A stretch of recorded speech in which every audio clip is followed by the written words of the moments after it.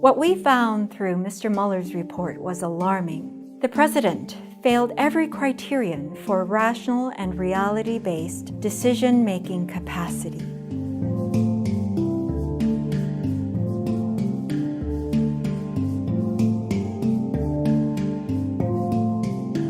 My name is Dr. Bandy Lee. I'm a forensic psychiatrist at Yale School of Medicine.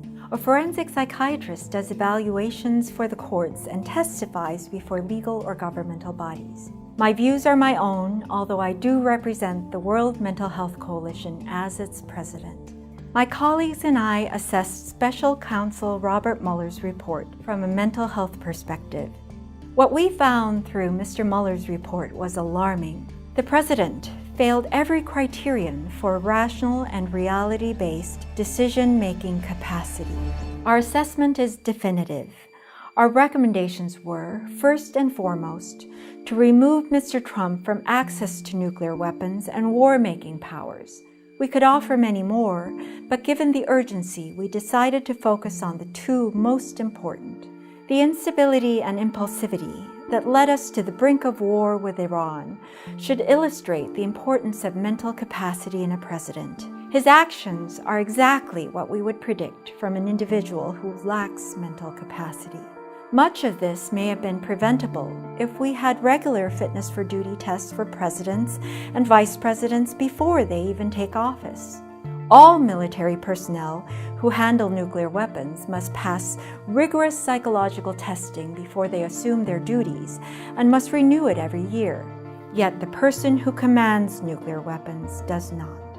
What we performed was a mental capacity evaluation. It tests function, not diagnosis, and in this case, the ability of someone to make sound decisions free of impulsivity, recklessness, paranoia, and false beliefs. To demonstrate mental capacity, one has to be able to take in information and advice, to appreciate and make flexible use of that information, to consider consequences based on rational, reality-based, and reliable thinking without undue interference from impulsivity, conspiracy theories, emotional needs, or fluctuating inconsistency, and to refrain from behavior that places oneself or others in danger. Mr. Trump showed enough evidence to both allies and opponents, as well as in his incitement to violence in public, that he did not possess these abilities. Our work is not about Mr. Trump, who may not be a danger as a private citizen, but about protecting society against the powers of the presidency in a person who has not demonstrated the ability to handle them. As the evidence was overwhelming, and since outside perspectives are more important in a functional exam than a personal interview, we did not feel we needed one.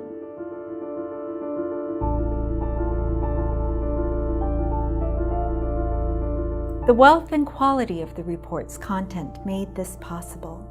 In fact, we had more and better data under sworn testimony than we have ever had in our usual practice. Still, we wished to offer the president the opportunity to present for an exam if he believed himself fit, and we asked him to give us an answer within 3 weeks. While his staff let us know that our request was received, there has been no response about a personal exam.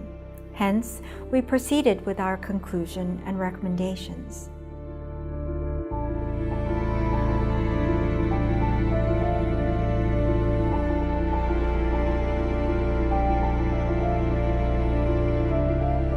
A capacity evaluation is different from a diagnostic exam for the purposes of treating a patient. A diagnosis has nothing to do with a person's ability to function in a job. Many individuals with diagnoses of mental illness get the help they need and function perfectly well at work. We are also not interested in a diagnosis because the president is not our patient. Our primary responsibility is to protect public health and safety, as our professional ethics require. Capacity evaluations are usually performed for employers, not patients, and the employers in the case of a president are the people.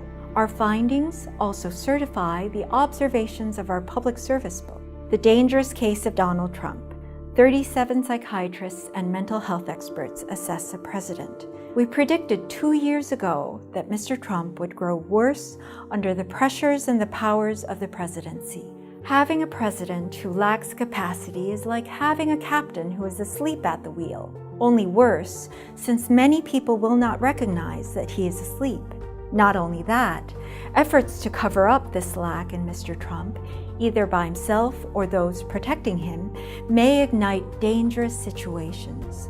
Experts who understand these dynamics can educate the public about these distinctions, the way we have learned to protect ourselves against the spread of infectious disease. We urge the public to read our report, which can be found on our website, dangerouscase.org, and we urge authorities to follow our recommendations. The security of our nation is at stake.